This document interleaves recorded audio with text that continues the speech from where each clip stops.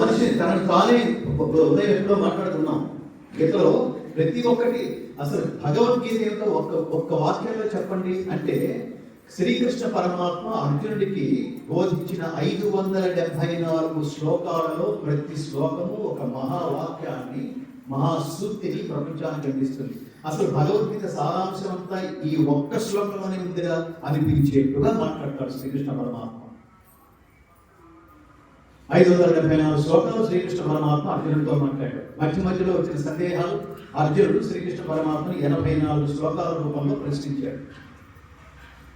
41 శ్లోకాలు సంజయుడు ధృతరాష్ట్రుడికి వివరించాడు. ధృతరాష్ట్రుడు సంజయుడితో ఒక్క ప్రశ్న రూపంలో ధర్మక్షేత్రే కురుక్షేత్రే అనే ఒకే ఒక్క శ్లోకం రూపంలో ప్రశ్నించాడు. వెరసి 700 శ్లోకాల జ్ఞాన సంహిత భగవద్గీత.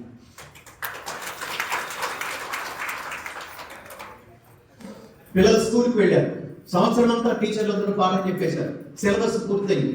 పూర్తవుతుండగా ఇంకొక వారం రోజుల్లో ఇంకొక నెల రోజుల్లో ఎగ్జామ్స్ దగ్గర పడతాయనగా టీచర్లు కొంతమంది స్టూడెంట్స్ని ఉద్దేశించి,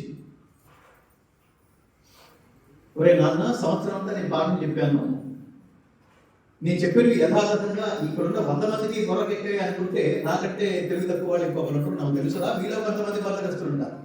అందుకని వాళ్ళ కోసం నేను కొన్ని ఇంపార్టెంట్ పెడతాను, కనీసం అవన్నీ చదువుకుని ఏడిస్తే కనీసం పాస్ అయ్యి ఏడుస్తాను నాన్న అని టీచర్ జాలి తెలిసి కొన్ని ఇంపార్టెంట్ ఎలా పెడుతుందో జగద్గురు ఆదిశంకరాచార్య లక్ష